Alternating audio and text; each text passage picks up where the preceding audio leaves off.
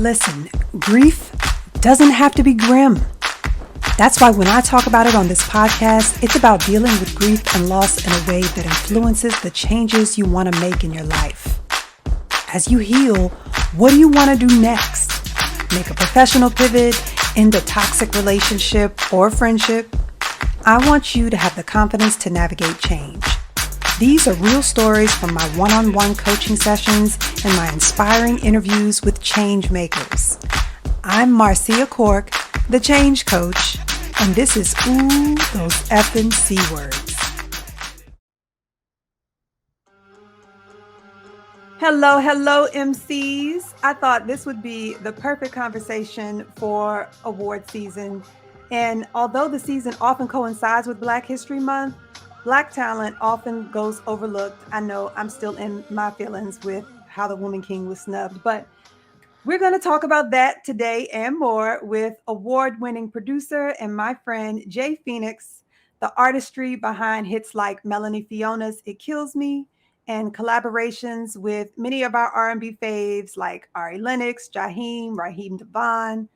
Sustaining a career in the music industry is tough, and it's uncharted territory for most of us, people like you and me. But for newcomers and them having direct access to their audiences through social media and digital platforms, Jay can tell you a little something about finding your voice, finding your sound in a space full of noise. So welcome to the show, Jay. Thanks for having me. Yeah, thank you for being here. So I'm just going to have you jump into your backstory first. Wherever you feel like is the beginning, wherever you want to jump in, tell us your backstory, and then I'm just going to kind of pepper this conversation with some questions. The Okay? backstory. Wow, I don't think we have enough time for that. The backstory to that. Listen, Yeah, that's what we but want. We got all the time. I can break this up all into as the many episodes. time. The backstory is that I fell in love with music at an early age. Being around my family, and I kind of knew something was different with me when in middle school. I remember listening to Anita Baker's compositions, and it just like I didn't know what was happening to me. Like I was just so into how the music was made, how it made me feel. You know what I mean? And then growing up on Marvin Gaye and listening to like a lot of the music that my parents listened to. You know what I mean? Yeah. It just like took a effect on me. So I grew up in church, playing in church, whatever. But I knew that the R&B hip hop side was my lane. Okay. And I love like gospel music, old gospel music, you know what I'm saying? But I knew R&B and hip hop was my lane, and I gravitated towards that. And years progressed. When I couldn't play basketball anymore, kind of like decided like I want to pursue this music, seriously. And auditioned to our school, Duke Ellington, the great Duke Ellington School of the Arts Yes, here in DC. And yeah, and it was a great experience. In fact, I was just there the last week, thanking Miss Gray again. I thanked her and Mr. Yarborough and Miss Go and Miss Moon. I thanked them before, but I thanked them again for dealing with a knucklehead kid like me. Telling because before I didn't think I was going to pursue music to the extent I did, because I had my mind set on some other stuff. And I never forget Mr. Yarborough told me, he's like, Jay, you're going to be doing music. I mean, he just flat out told me. I said, Mr. Yarborough, you know what you're talking about. And so years You're later, already mentioning two things that we've never talked about before. Number one, what? I didn't know you played basketball. Didn't know Yeah, that at so all. yeah, that was my first love. That's why I went to DeMatha. I went to DeMatha to play basketball, and I got sick. I couldn't play anymore, and so that's when I transferred to Duke after I got frustrated with that, and just decided to pursue music more. Yeah. And then at Duke, I thought you were visual arts. No, I was a piano major. What? You didn't know that? No. Okay, maybe No. I'm drawing a blank. Why did I feel like you were visual? You know what? Kanan. Was Kanan visual Kanan. arts? Kanan. Okay. Yeah. Okay. Yeah. Okay. Yeah. Yes. All Kanan right. All right. was visual arts, and you know, it used to be me, Kanan, and Shaheed, and Yeah. Shaheed was in, I think I want to say literary media or something like Yeah. that. He was in LMA with me.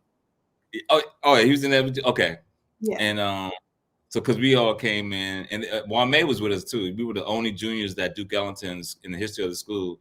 We were the only juniors that they allowed to come into the school because normally you had to come in either Okay. freshman or sophomore. Freshman or sophomore. Yeah. Yeah, and they allow us four to come in. So that's a history, a Duke Ellington history tidbit Uh-huh. that a lot of people don't know. But yeah, me and Kanan joke about that all the time. Like, you know, we were the only juniors that they allowed to come in. But yeah, yeah. So that's how Duke Ellington came to the scene. Okay. Mhm. Okay. Yeah. So you've known since high school you were going to pursue this professionally. I mean, I know we all go in with those types. Actually, no, I won't say that. I went in music. I knew I Mhm. didn't want to pursue a career in music. I knew I Mhm. wanted to pursue a career in communications. So that's Mm. why I switched from Okay. music to Okay. literary media. To Yeah. literary media. Okay, Yeah. it's crazy that you say communications because when I went to college, I knew I was going to Syracuse way before I Mhm. even knew about going to Duke Ellington because I wanted to play for Jim Boeheim at the Cuse. And of course, you know, Syracuse has a Newhouse School of Communications, which they known a lot of the newscasters, sportscasters, whatever on TV that you see, they all went to Newhouse, and then Okay. Northwestern has a great communication. So I didn't know that about you in the communications. I Okay. didn't know that. Isn't that So something? Look, we that's finding something. out all these years later. I'm not gonna say how many years later, but What? many. Hey, look, just say 5+, and then that takes care of that. All right, so I took you off course. I took you off course. So let's pick up from your conversation with Mr. Yarborough. Yeah, yeah, yeah. Mr. Yarborough told me. He told me flat out. He's like, Jay, you're going to be doing music. I don't know why you want to go to music. I mean, school for this other stuff. You're going to be doing music. And I was like, you know, teenagers, you know, in your teenage years, you think you know everything, right? You Mhm. think you already have your life planned out, you know, whatever the case may be. And I listen, you know, needless to say, I didn't know everything. That's why I Mhm. went back to him and told him, you were absolutely right. Okay. I apologize for that kid that gave you a hard time back then. You know, yeah, and he was very happy, you know, to see that, you know, me come back and do that, and I Yeah. meant every last bit of it, So at what because we point did you go back? Where were you in your career when you went back to tell him that? after I had won, I got my plaque right here from Billboard. I took that one and to the school and I showed that to him and Okay. Miss. Yeah, yeah. And I have a picture around here somewhere where I went that Mhm. day, and that's a picture of me and him and Miss Gray. And Okay. it's that week it has set on my mind. I want to go back and let them know because they, you know, being a teacher, they don't get a lot of credit that Right. like they should. You know what I Right. mean? They want to And see we the all, success stories too. yeah, Yeah. yeah, yeah, and to see their kids, you know, grow up and become whatever they become. Yeah. I think, you know, because they with us most of the time of the day. You know, we were there from 8:30 to 5 o'clock. Yes. It's a long time, you Yeah. know. So they poured it into us. So I thought it was fitting. I thought they deserved that for Mhm. me to go back and show them and let them know that, you know, I, that I I thank did them. it. I Yeah. thank I thank them and to give them their flowers. Yeah. So I I love would it. never. Yeah. All right. Yeah. So where was your entry point? At what point did you take it seriously and what did you start doing? My entry point into music industry professional Mhm. was uh, Yep. my first year at Syracuse. Okay. My first year. I don't know. Maybe I don't know if this is a well. It's the title of the movie. I'm sure a lot of us our age we saw the movie. You remember a movie with Jamie Foxx and I think Tommy Davidson. It was a movie called Booty Call. Booty call. Yeah. So that's where Joe had I don't want to be a player no more on Uh-huh. that, you know, that came off of that soundtrack. So my first year I met my mentor Seth Herbert. um he gave me my first introduction into the music industry by arranging for me to actually go to a screening for that movie. The music wasn't even done. Joe hadn't even done, Don't Want to Be a Player No More. But I was in there. Mm-hmm. Uh, I went to New York. He sent me to New York. Went to the Mm-hmm. screening for that movie. Ronnie Jerkins was in there. SWV. Mark Pitts at that time was not running RCA like he is Mm-hmm. today, Mm-hmm. nor was he managing Biggie at this point in time. But he was at the Okay. door taking people in, and he was Love? yeah. A lot of people was there that Okay. night. Joe was there, like I said, SWV. A lot of them were there, and so I was like, wow, I'm sitting here amongst all, Yeah. not knowing that I Don't Want to Be a Player No More was going to come out and all this Mm-hmm. other stuff. And just a kid, my freshman year. Most of them didn't know I was a freshman in college, whatever. I just stayed to Mm-hmm. myself, and but that was my first introduction into the music industry. Okay. Yeah. Any upsets? Excuse me. Any upsets or challenges in those early years for breaking in? Um, I would say no, because during those early years, I was just focused on learning as much as I could. Okay. Um, yeah, I just, if any challenges that I faced was it was more so equipment related. Okay. I Talk about had that. Yeah, well, in the early years, when I started off, I think I started off on a keyboard. I didn't have a keyboard in Mr. Yarborough's room. I just used the keyboard that he had at that time. It was in Sonic, and Mm-hmm. I had to use it sparingly because he had classes to attend to. You know what I Okay. mean? So I couldn't use it like that. And then I got my first major piece of equipment. My mom got it for me when I believe I was a sophomore, junior in college, Okay. and it was two major pieces, and I started doing tracks on that. And then when I met my mentor, I had access to a full blown out studio. Okay. And so yeah, so back doing then, I was more focused on learning all that I could, learning how to make Mm-hmm. tracks in the studio. Um, the answer to your question, that stuff didn't start coming until later on. Okay.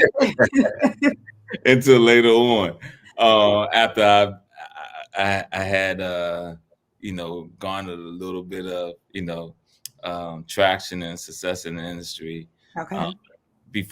before Melanie stuff even came out. You know what I Okay. mean? Um, yeah, so that stuff happened. So it progressed as years came, and Mm-hmm. that get up to a certain point, it's like, okay, yeah, I'm doing tracks. I'm now getting my feet wet and I'm moving a certain way. Mm-hmm. Um, you start wondering, like, okay, when is my break gonna come?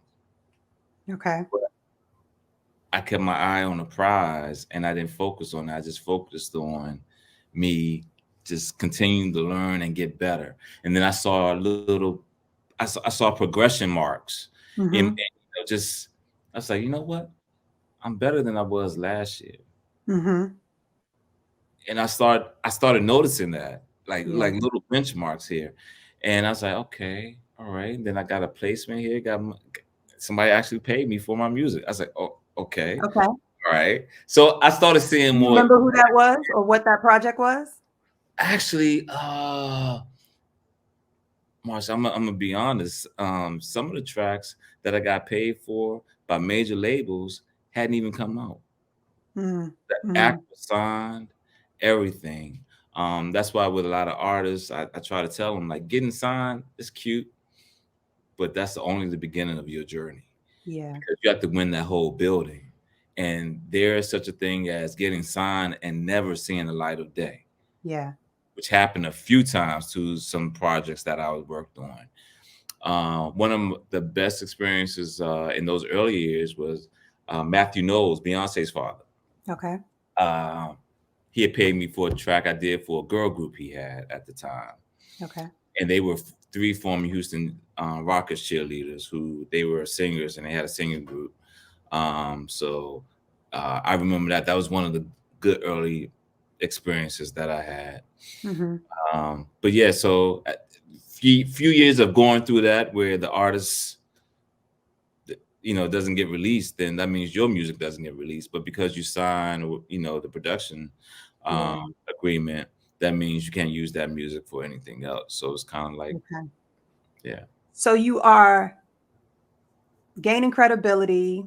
You Mhm. are making money. It's just that your work Made, never made, really made, sees it's- made a little money. But your projects don't really see the light of day. the projects don't see the light of day. So Oh, that be front end and back end advance, it's not enough because you're not seeing any residuals off of that because the music is never released. yeah. Okay. You know what I mean?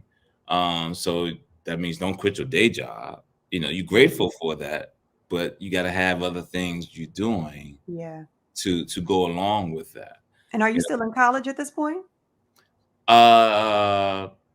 Actually, after I finished college, I didn't go directly into music full time because Hmm. I went to college for IT, Okay. and I did that for like a year after I finished college. I knew that wasn't it. I did that for a year, and after that, I got a call from a buddy of mine who happened to be Jill Scott's music director at the time. He had opportunity to come up for a gig that was going on tour with, I don't know if you remember, a rock artist named Melissa Etheridge and Yeah. Meredith Brooks and things. I was Hmm. on that tour with them, so he called me to play keys on that. So I did Okay. that. So I was on the road for before the production stuff really started kicking off. Okay. Yeah. All right. So you're traveling the world at least. Well, with that, we were mainly in the States, but yeah, we did some traveling. Okay. Um, it was a great experience. It was a great experience to be on a tour bus, Yeah. to fly over all over. The only place we went out of the country was Canada. We went to Toronto. Okay. But yeah, that was my first major tour, and so to see the music industry from that side was an experience in itself as well. Absolutely. Because everybody here, we are getting good government jobs. Hey, there's nothing wrong with You that. know, or Sometimes trying to, that there were was, times where I wish I said, "Dad, should I have done that?" Like, you know, Jay, I've never worked for the government. wow, No. So I say that, but right.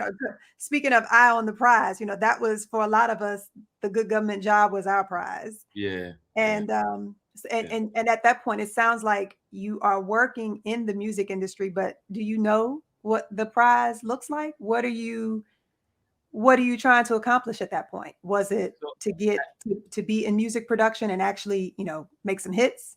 Was so that the at goal? that time, it's totally different now than it was then. Back then, yeah, it was like, okay, I need to get these tracks placed on this artist. So you would chasing trying to get your music placed on particular artists, and then leading to production deals and things like that. Okay. And so that's the trajectory I was on then. Okay. And then fast forward, that's when I was like, you know what? That's not where it is, because I started looking at the producers who made a mark. Mm-hmm. Your Teddy Rileys, your Mm-hmm. your your Neptunes, Mm-hmm. before Pharrell went off and did his own thing. The Neptunes, Mm-hmm. Trackmasters, a lot of different producer groups back then. When they had an artist that they developed and it's kind of like you went to another level. So it went from me trying to get my music tracks placed on artists to like, you know what, I need my own acts. Mm. And that's, yeah. So that was the evolution of my journey in music industry. Okay. Hmm. All right. Well, let's pick up there. What was that process like? Having that epiphany and then changing your path, changing your trajectory. Um, that's what Melanie helped. Because Melanie was a new act, and because my song did well with for her, I had the how the industry people looked at it as like, okay, this producer broke this new act. You know what I Mm-hmm. mean? So it's kind Okay. of like, yeah, it's there's a lot different. Like, okay, of course, it's great to have a track on Beyonce, but you know, Beyonce's Beyonce. Mhm. She's gonna do what she does. Yeah. To have a new act hit big Yeah. says it's more weight to that. You know what I mean? Yeah. Beyonce doesn't need you. She doesn't need me. You can do a She's boom the pat sauce. boom. Yeah, yeah, Yeah. and Yeah. she's gonna do her numbers. Uh-huh. Um, but yeah, so Melanie helped with that, and so that kind of helped me as far as like people bringing artists to me, and Mhm. um, uh, that kind of helped with that as far as like it helped feed my mindset and my thought process of okay, I need my own acts. Okay.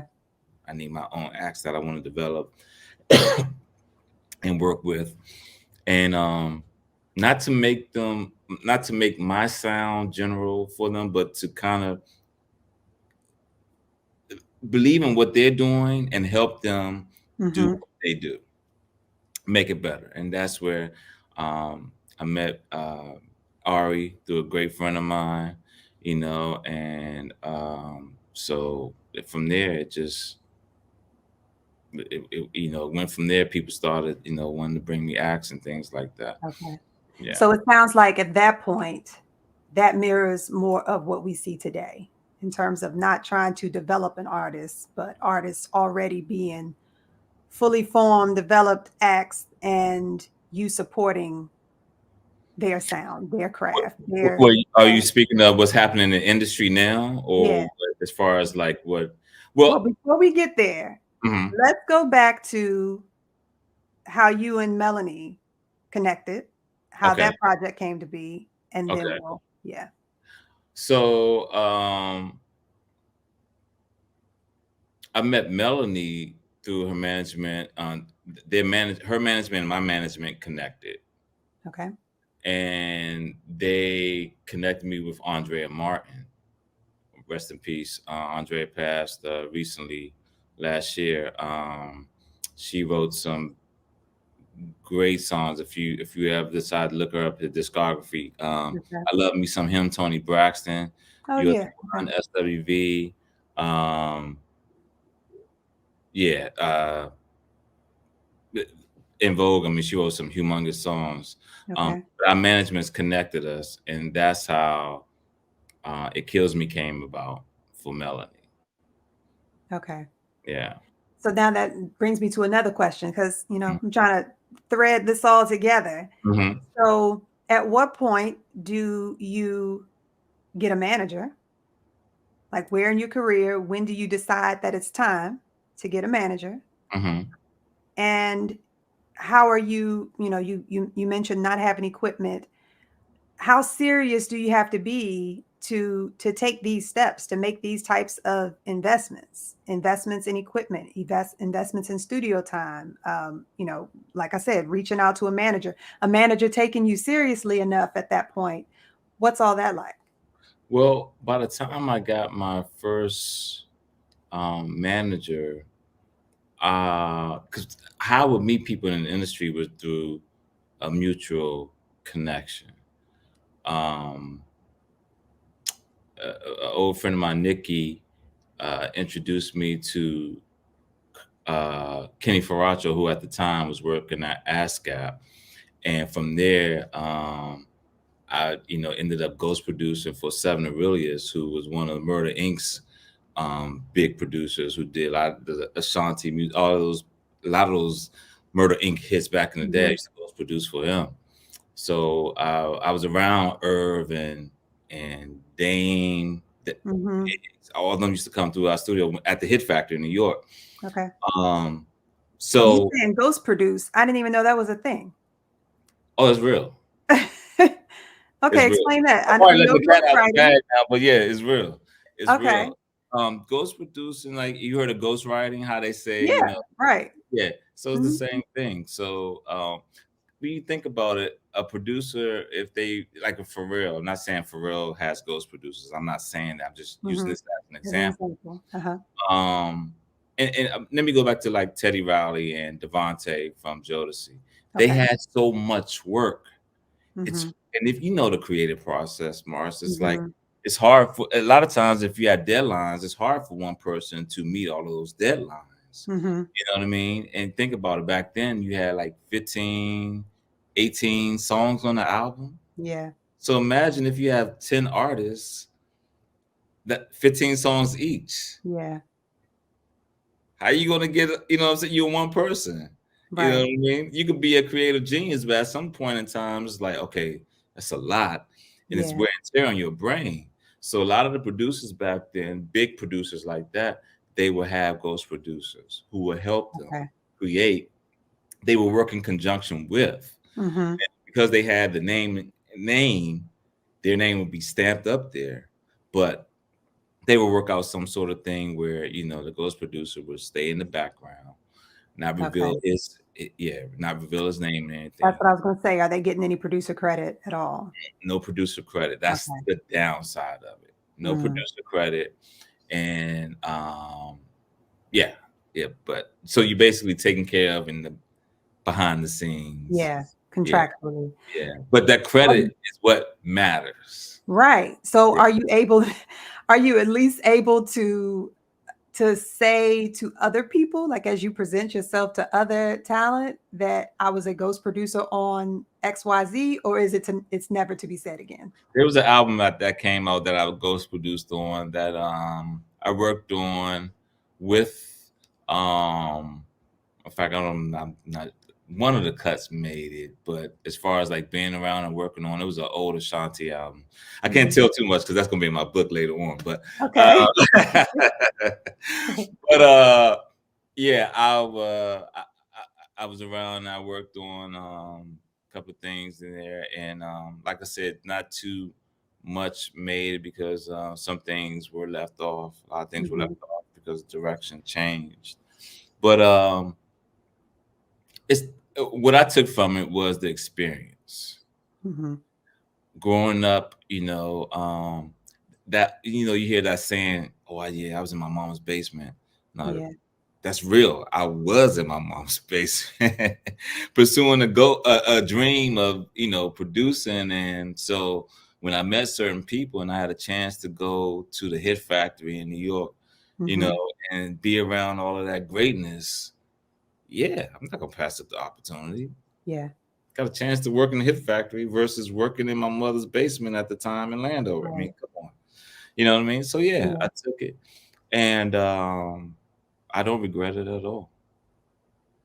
Don't regret it at all. The stories alone. If you get nothing else out of this, you got good stories. Yeah, Yeah. I don't regret it at all. And I actually went back to Seven. I saw him at a Grammys party years later, and I went up to him. Hadn't seen him in a long time, and Mhm. I thanked him. I thanked him. That's good. You believe in people, giving people their flowers. Oh yeah, yeah, yeah, yeah, Yeah. yeah. Because I learned a lot. I saw a lot, and I learned a lot. And Okay. that's all I was at. I was after the opportunity to learn and be around, soak up as much as I could, Yeah. so that when my time came, I will already be, familiar and have some sort of, yeah, I have some sort of familiarity Yeah. with the situations. Yeah.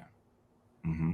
Okay. So now we are at the point of being connected through your managers to Hmm. Melanie. To So Melanie, tell me about that creative process and how that just took off. that pretty much just took off between me and Andrea. We had a song. And so she I, did the I writing. haven't. She Yeah, wrote. Andrea did the lyrics. Yeah. And I had the track already done. Andrea heard it, and that's what she felt. And if you Mhm. ever met Andrea, she was amazing. She was an amazing writer. Just talking to her and listening to, I mean, I would if she was on here with me. I mean, her stories, Mhm. I would just sit and listen because her stories are just out of this world. But when she talked, you felt emotion with, like a conviction. You just felt that. Mhm. So that's what you hear, and it kills me. Yeah, that's what comes out in the People, music. yeah. And the Yeah. crazy thing would be, I mean, like street dudes, no matter street, it could be street dudes. I mean, women. I mean, the amount of people that used to come up to me, and actually still do, actually, Mhm. and say how much they love that song is like, Yeah. it amazes me. Like it's really humbling. Yeah. Because I've always, that's what I wanted, even down to my name being Phoenix, changed the spelling. But I wanted every time someone heard my music, I wanted to the feeling to appear bigger and stronger and better than the Mm. first time I heard it. You know what I mean? And to see people say that that's still their song, and for a lot of people to consider it classic, is one of the Yep, biggest honors that I think would ever have in my music career. for sure. Um, yeah, so I feel humbled to be a part of that. Yeah, That's beautiful. All right, so you just threw that in, Phoenix. When did you yeah, brand yourself as Jay Fenix? yeah. That hit me years ago, because I wanted something that had meaning to me Hmm. and what I was trying to emit through my music. So that's how Jay Fenix came around. Jay's been around. You know, called me Yeah, that in high school. yeah. That's been around from forever. But that's where the Was that Phoenix came. was that childhood nickname, Jay? Yeah, my grandmother, my aunt, my grandmother's deceased, but when she was living, it used to be a funny family story. Both of them take claim to calling me Jay. Okay. So yeah, so it's been around since I was born. Yeah. Well, that's your new identity. You are That's my new officially identity. Jay. Yeah, Yeah, yeah. yeah, yeah. I've been hearing it for so long. For so I had to long, really, right? I had to stop and think what your last name Right, was. right, right, right. Yeah, Okay. All yeah. right. So where does that lead you? That explodes. What's hmm next after it kills me? So after Kills Me, I did the second album too. I did Gone and Never Coming Back on the second album. And Okay. then after that, that's when like Jaheim, Raheem, a lot of other stuff. And I just kind of shifted my focus to finding an act. Hmm. That's when Ari came on the scene. Okay. And I met Ari through a friend of mine named Beverly Price, who's an awesome photographer in the area, in DC area. She's known for her photography work. Okay. And Dominique's cousin, Oh, actually. okay. Yeah, yeah, yeah. So yeah, Beverly brought Ari to me, and shout out to Bev if you're watching this. Bev Okay. and Bev brought Ari to me, and instantly, when I say Hmm. instantly, I knew I wanted to work with her Okay. instantly. And didn't take long for us to connect. I think we went and started working the next day. The next So give day. us a little insight into that process because so much of this just sounds like it just happens by osmosis, just vibing in the studio or before you even get to the studio. It's the music business. So how do you form these relationships but know that some type of payment contracts, all these types of things have to be worked out? Just creatively walk us and listeners through what that's like. Then Marcia, that right there is a whole nother episode. That's This is what it's for. This is we're a educating whole the people nother right now. episode. That's what I'm it's for. you're right. It's called the music business. And unfortunately, the business part of it can taint the beauty of music. Hmm. But you can't have one without the other. Right. Hence the music business. Um, but there's so much behind the scenes stuff, that but the audience doesn't see or doesn't know Yeah. that goes on. Because like any other business, relationships are involved. You have to Hmm. work with one another. You know what I mean? And unfortunately, you have a lot of middle people who get in the way because it can come off as though everyone is trying to get something. And some Hmm. people don't even have anything to do with the actual music being made, but they feel Yeah. like they got, or they're entitled. Hmm. You know what Because I they mean? introduced you to Yeah, X, Y, and Z, it could be or because of that. It could be because they want to be able to say they did this. You know, from A&Rs, managers, people around the artist, people around the producer. I mean, Mm-hmm. attorneys, and I mean, it could be it's a Yeah. plethora of things. People in the Yeah. labels, you know what I'm saying? So it's a plethora of things that it becomes a quagmire. Yeah.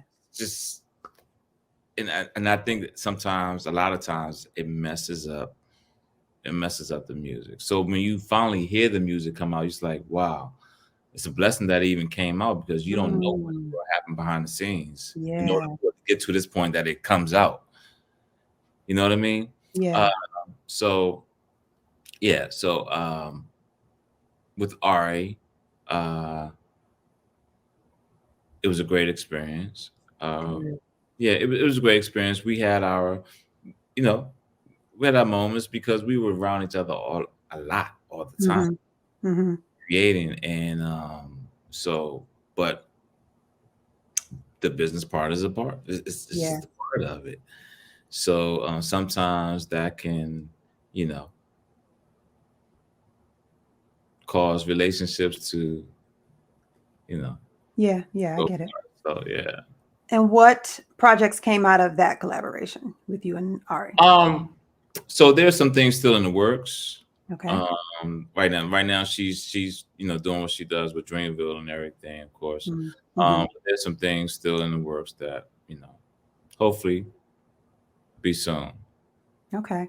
soon release. Hopefully, yeah, All right. All right. yeah. But All I got right. some acts that I'm excited about. That All right. You want to talk about those? yeah, kind of sort. I Not will say yet. one. It's a group called Puleng, Pulleng. Okay. British Filipino twins. They're Mm. phenomenal, phenomenal guys. They sing, play instruments, very talented. So I'm really excited about them. And and yeah, this other kid named Alex that's in the area. Some major labels are looking at him right now. Okay. He plays guitar and sings. I mean, he's phenomenal talent. These young guys. Uh, Mm-hmm. so yeah, yeah. And you are working with them on music production? I'm working on it. Yep, working on their Okay. projects as we speak. Yep, Okay. yep. All right. Okay, so can we get into our R&B money moments where where you share the upsets that you said came later? The upsets. Yeah, the biggest Oh man. disappointments.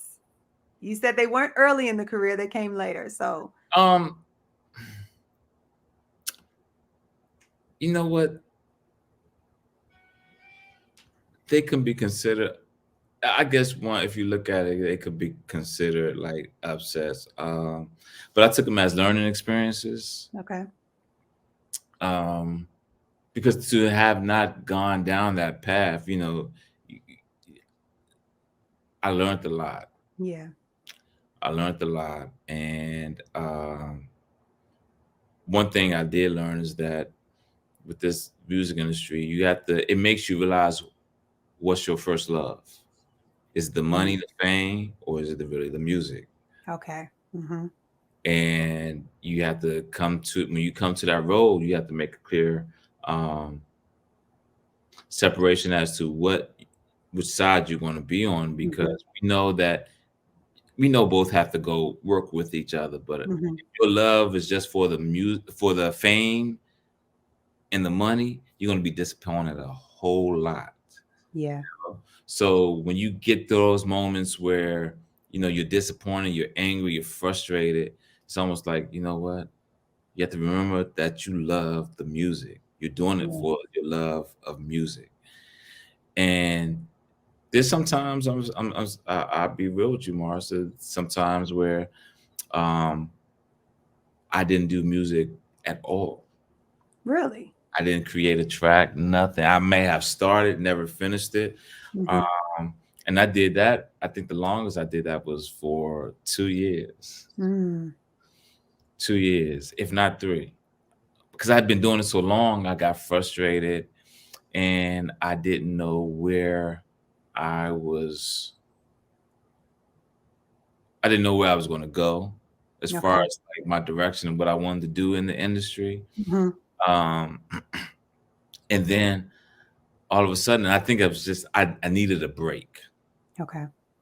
That's with anything you do anything too much, you become overwhelmed, and it Yeah. just, you know what I mean. You get just start to get disgruntled with it, and so Mhm. Burnout. burned. Yeah, it's a Yeah. burnout, and I never forget. I started seeing a shift. That's when I knew. I said, okay, this music is what I'm supposed to do. Mhm. I was listening to some music, and it just made me feel good, and I Mm. just started getting that feeling back of music feeling good. Yeah.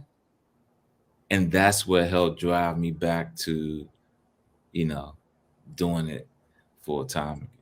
So when was that? When was that break, and what did you do instead? That break was probably like 5, 6 years ago. Okay. 5, 6 years ago. And that's when I pursued my real estate license, actually. What? I started doing commercial real estate. I started doing commercial real estate. And it's like I was just consumed with doing commercial real estate. Okay. Yeah, making, networking and just, yeah, I submerged myself in that.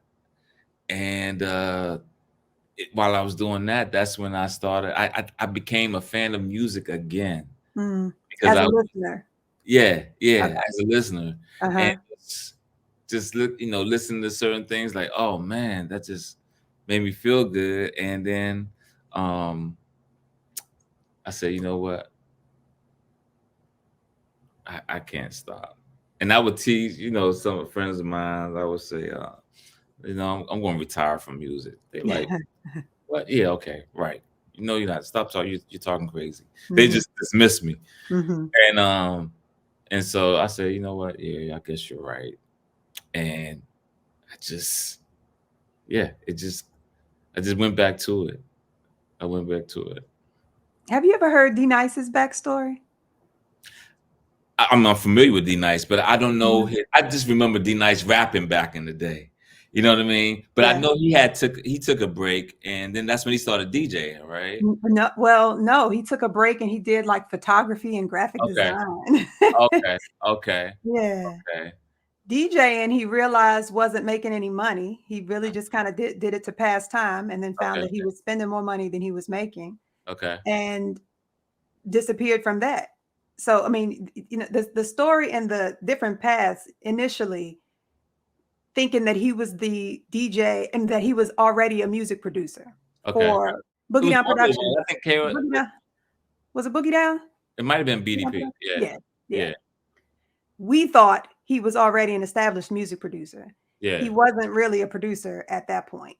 yeah. And so then, and I don't want to tell his story wrong, but it's just interesting to hear he really wanted to rap. And when he couldn't do anything because he was like tied to them exclusively. So he Right. couldn't do anything else. And then when he got his moment to be a rapper, he pretty much financed it himself. Mm-hmm. It did amazing. He made no money off of it. Mm-hmm. And so because he made no money off of it, they wouldn't allow him to make a second album, even though that album did amazing. And that just broke him. So Wow. after that, he takes the break and starts doing, graphic design and photography, and Right. he starts doing it for other artists. Mm-hmm. So he's doing it for the labels and he's getting paid a lot to do Mm-hmm. it for other labels. And so that was what he did for many, many years. For all Mm. the years that we didn't hear from D Nice, that was what he was doing. And honestly, I don't even remember now what brought him back to to the DJ. I think it was the quarantine. I think it was just He the did that, but he was already DJing before the getting quarantine. back into it. Yeah. So Yeah, yeah, he was doing it and wasn't making any money, but I can't remember what ultimately made him successful again. yeah. He Yeah. was the quarantine kind of took him over the top, but he Right. was already doing shows before quarantine. Yeah. And now, I mean, he's doing shows at the Kennedy Center. Right. You know what I'm saying? So, and Yeah, he's amazed by that success because that really just came from Club Quarantine. yeah, yeah. Yeah, the level of success that he has now Right, came exactly. from, yeah. Yeah. Yeah. And wasn't deliberate, wasn't strategic, just one of those things. And his love for music took him back to DJing, like just Yeah. seeing how you can affect people through DJing and putting a smile on their face, getting them to dance and all that. And he what he did during the COVID, shutdown was just Mm-hmm. phenomenal. He had everybody from the Obamas, Right. Beyonce, I mean, tuned Yep. in. So Yeah. yeah, it's phenomenal. Phenomenal. His All story. right. So in line with that high, in line with that success, tell me about your greatest success to date. Greatest success to date in the Yeah. music industry. Mm-hmm. Seeing something that I created become number one for 10 weeks. Mm-hmm. To me, that was, yeah, yeah. To me, that was the top. Mm-hmm. And actually, to see a young girl, um, met her through a friend of mine. I won't go into the details of what it's a funny Okay. story. It's a funny story, but it touched her so much that she literally had "It Kills Me" tattooed on her arm. Oh, wow. Mm-hmm. To see that happen, and the Mm-hmm. person thinks about what they reflect on their life, what's going on in their life, Mm-hmm. whatever. Um, that was when I tell you, I was like, I didn't know how to feel. I was like, oh my God. It Mm-hmm. wasn't a thing where, oh yeah, I got it. It was a thing like, wow, man, music really has that type of effect. Yeah. It it can inspire, it can heal, it could do all sorts of things. Yeah. Just by playing notes, melodies, and music can have that type of effect. Absolutely. Seeing that just blew me away. It blew me away. Yeah. It blew me away. It wasn't even about her doing it, just the fact that realizing that music can have that effect Yeah. just blew me away. Now I That understood. touched her Yeah, and moved her so much. Yeah. exactly. Mm-hmm. So not that I didn't see it or understand it before, but now I understood. Then I understood why. Okay, I get it. People were crying and everything with Michael Jackson when they go Mm-hmm. see him in concert, Mm-hmm. and they crying because the music is like it just overtakes them. Yeah. That's powerful. That music is the one thing, like when we say it's the soundtrack of your life, and you're like, I don't know where that phrase originated, but Yeah, it's true. it's I true. mean, it's music is the one thing that you can align life events based on a song, Exactly. right? You think about what you were doing in college, and the reason why you remember that is because this song was out. Right. Right. Right. Like that was the song that you used to play, or that's the song you put on, your outgoing voicemail, or Yeah. that was, you know what I mean? Those Yeah. moments in your life you can attach to some song Yeah, it'll that you write speak back. for you. Yeah, Yeah, it can speak for you. And yeah. when you're going through something, like you go start going through your playlist, like, oh, just the song right here. Mhm. Mhm. Pull it up and play it. Um, yeah, to see how music is that powerful is something. It's Yeah. amazing. It's I amazing. have my clients tell me their theme song. When they think about reconstructing their lives, rebuilding their lives, navigating change, and what they want to see next on the other side of this change. What's Uh-huh. your theme song? Like if you're playing out your life story, Right. what song supports that? Wow. Yeah. Wow. So tell me more about that. And that sounds interesting. Well, okay, this part I'll edit out. So the background is I work with people who are navigating change. That's Okay. what the podcast is about. Okay. Ooh, those Effin C-Words is navigating change with confidence. So the change, of course, takes many different shapes for people, but it's navigating some type of hardship. So for some Okay. people, it's loss. Sometimes it's, death, divorce, but then it's also things like losing your home, or a child going to prison, or coming home from prison, Right. or, just all these different life events that people think we just go about our day. We just tuck it away, move on, life happens, move on. Right. But we are grieving, and all of these life events compounded break us down. Mhm. So when you are navigating your next step, when you're trying to heal from these hurts, because they really do break you down. Like I said, those life events combined can, cause you to have a major health breakdown within 2 years. So Hmm. when you think about how many things you're going through all at the same time, and then wonder why your hair is falling out, or wonder why now you have high blood pressure, and all those types of things. Those are the impacts that they have on you. So the That work that sounds I like do is in change coaching and grief okay. recovery support. That sounds like the Landmark Forum. I don't know if you're familiar with that, but No, no. yeah, I'll send you a link to that Okay. so you can check it out. Okay. Yeah. All right. So let's see. Goals. That's a good segue. Now, coming off of what we were just talking about, rebuilding your life, next steps. My goals are Next. to, for me right now, to help my two artists that I'm working with. Actually, I have four that I'm working with right now, Okay. to help get them off the ground and help get their careers started in so they can go pursue everything that they're trying to pursue. And with everything that you've experienced now, now you're a mentor. So what guidance are you giving people with what you've experienced, what your career has been like in the music industry? What guidance do you give newbies, My newcomers? guidance is to stay grounded, uh, seek out wisdom and knowledge, Hmm. um, learn all you can about about the industry, work on your craft. Make sure you're doing it for the true love of the music, but at the same time, understand that it is a business as well. Hmm. You know what I mean?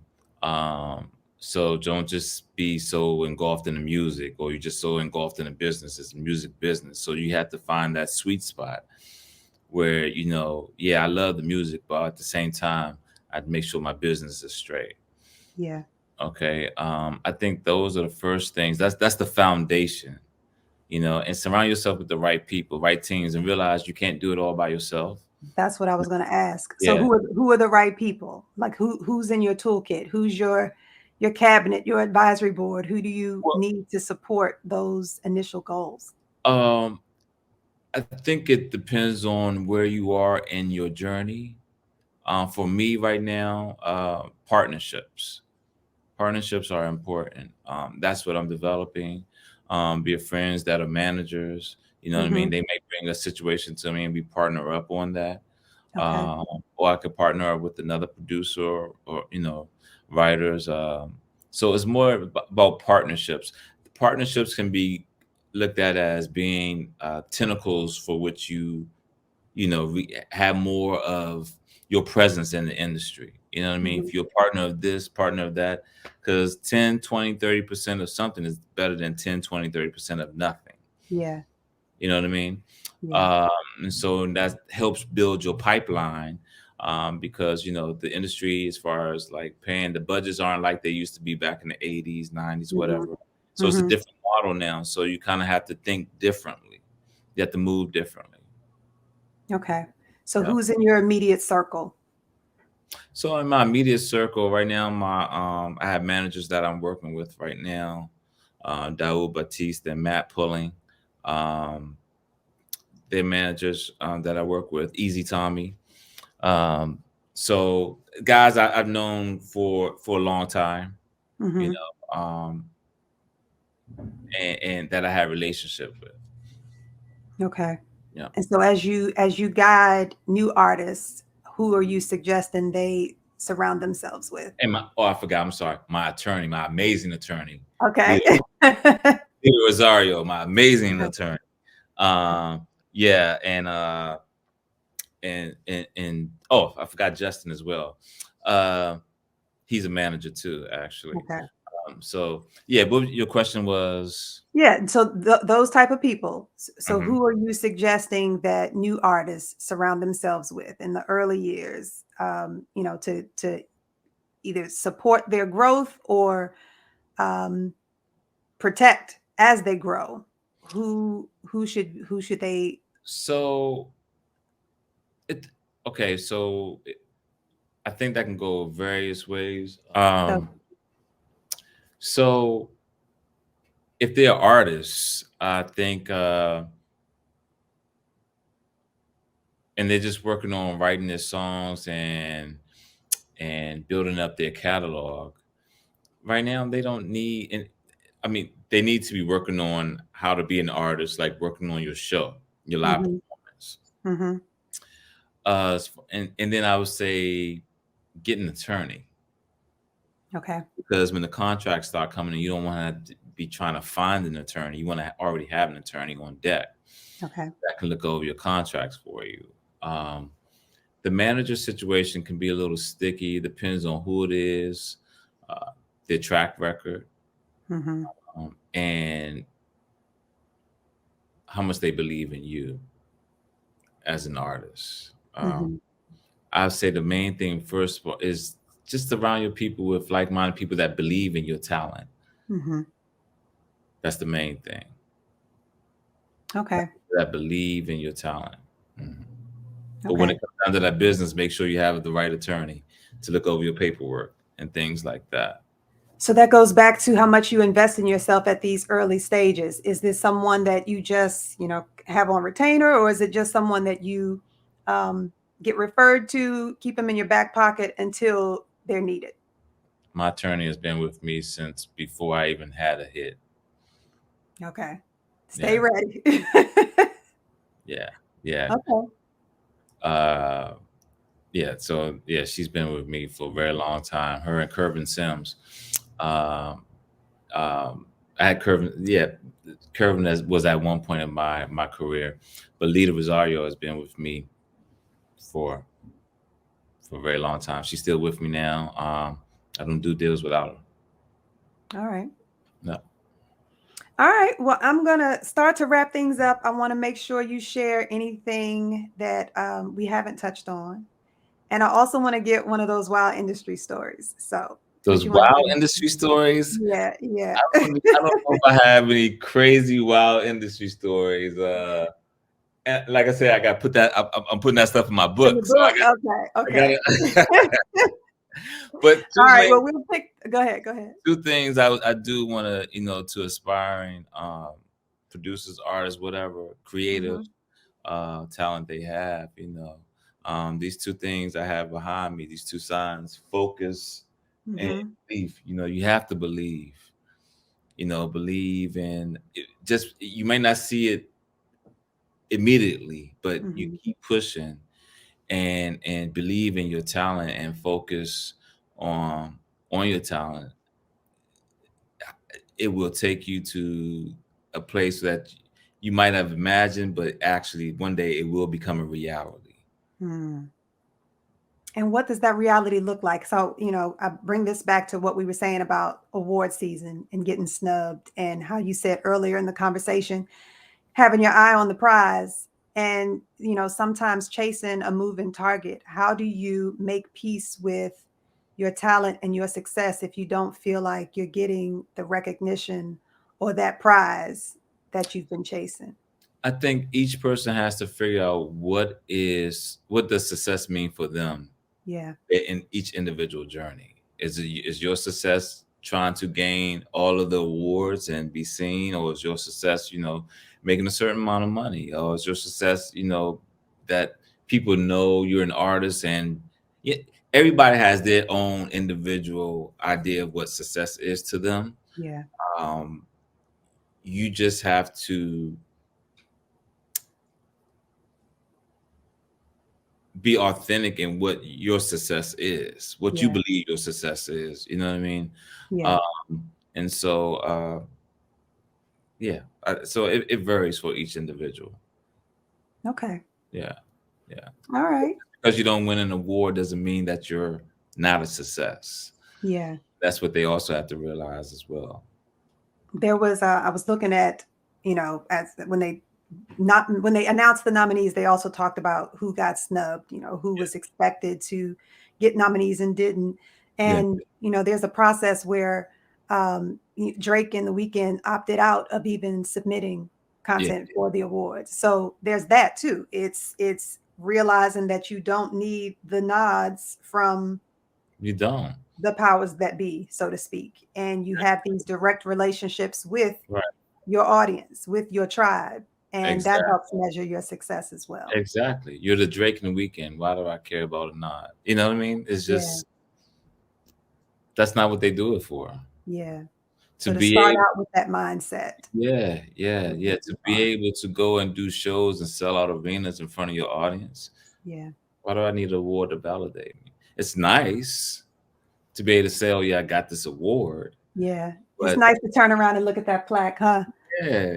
I mean, it's nice, but at the end of the day, coming from Drake and Weeknd's perspective, um, being able to know that millions of people love your music, Yeah. and that if you say I'm doing a show tonight, it's going to be packed out. Yeah. People weren't happy about John Baptiste winning the Artist of the Year. What, last year at the Grammys? Mm. A lot of people didn't even know who he Uh-huh. was. Mm-hmm. Of course, some people started to realize who he was after the fact, Yeah.